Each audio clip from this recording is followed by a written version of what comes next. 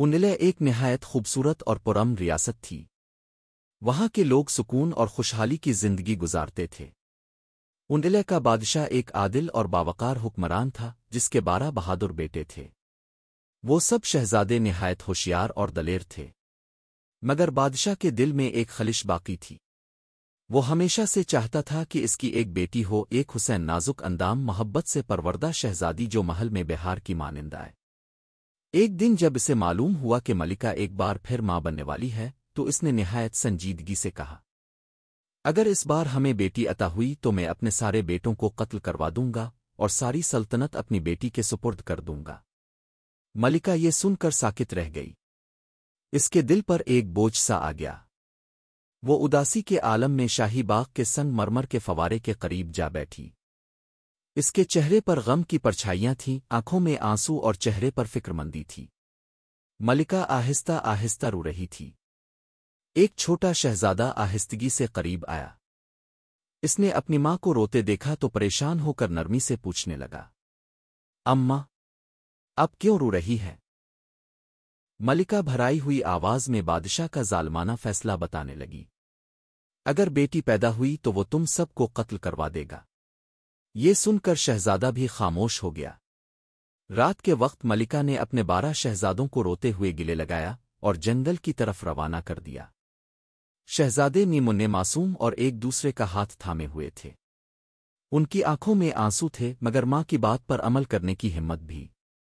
ملکہ نے انہیں ہدایت کی، اگر محل کے مینار پر سفید پرچم لہرایا تو واپس آ جانا کیونکہ بیٹا پیدا ہوا ہوگا، لیکن اگر سرخ پرچم لہرایا تو کہیں دور نکل جانا کیونکہ بیٹی کی پیدائش پر بادشاہ تم سب کو قتل کروا دے گا۔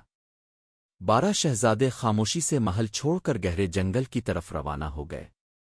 کئی دن گزر گئے، سبزیاں مرجھا گئیں اور فضا میں خزاں کا رنگ چھا گیا۔ سب سے چھوٹے شہزادے نے دور سے محل کی بلند فصیل پر ایک سرخ پرچم لہرایا دیکھا۔ یہ علامت تھی کہ محل میں ایک نن شہزادی پیدا ہوئی ہے۔ یہ دیکھ کر 12 شہزادوں کے چہرے اتر گئے۔ وہ خاموش ہو گئے۔ مایوسی ان کے دلوں پر چھا گئی کیونکہ وہ جانتے تھے کہ محل میں اب ان کی کوئی جگہ نہیں رہی۔ چنانچہ وہ جنگل کے اندرونی حصے میں جا بسے۔ وہاں گھنے درختوں اور جھاڑیوں کے بیچ انہیں ایک پرانی جھونپڑی نظر آئی۔ یہ جھونپڑی ایک جادوگرنی کی تھی مگر شہزادوں کو اس کا علم نہ تھا۔ وہ وہیں رک گئے کیونکہ سر پر چھت مل گئی تھی۔ جادوگرنی کبھی ان کے سامنے نہ آئی مگر وہ دور سے انہیں دیکھتی رہی۔ خاص طور پر سب سے چھوٹے شہزادے پر اسے بہت ترس آیا۔ اس کی معصوم آنکھوں اور نرم دل کو دیکھ کر جادوگرنی کا دل پگھل گیا۔ چپکے ایک رات اس نے جھونپڑی کے گرد سرخ گلاب اگا دیے۔ یہ عام گلاب نہ تھے بلکہ جادو سے بھرے ہوئے تھے۔ ان کی خوشبو شہزادوں کی حفاظت کرتی اور ان کے کانٹوں کی باڑ دشمن کو نزدیک نہ آنے دیتی۔ لیکن جادوگرنی نے ایک شرط رکھی، اگر کسی نے ان گلابوں کو توڑا تو شہزادے مشکل میں پھنس جائیں گے۔ محل میں پیدا ہونے والی شہزادی کا نام عالیہ رکھا گیا۔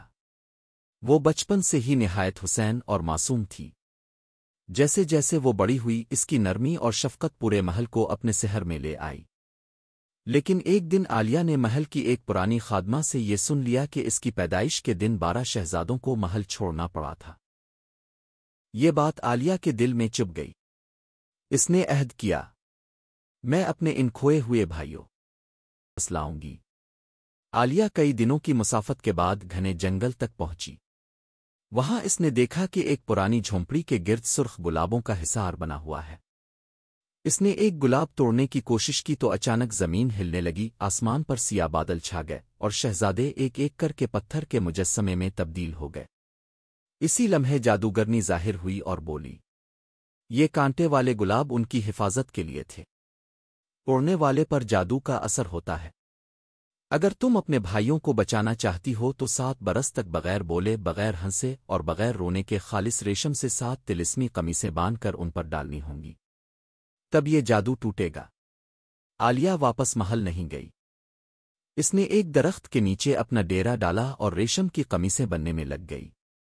وہ نہ بولتی، نہ ہنستی، نہ روتی۔ لوگ اسے دیوانی سمجھتے تھے مگر وہ اپنے عہد پر قائم رہی۔ 7 برس گزر گئے۔ بالآخر عالیہ نے 7 قمیصیں مکمل کر لیں اور بھائیوں پر ڈال دیں۔ جادو کا طلسم ٹوٹ گیا، 12 شہزادے پھر سے انسان بن گئے۔ وہ سب خوشی سے اپنی بہن کو گلے لگانے لگے، مگر عالیہ اب بھی چپ رہی کیونکہ عہد کے مطابق وہ قمیصیں مکمل کرنے تک نہیں بول سکتی تھی۔ اس دن سورج غروب ہونے سے پہلے ہی جادوگرنی دوبارہ ظاہر ہوئی۔ اس نے کہا، تمہاری قربانی اور صبر نے میرا دل بدل دیا ہے۔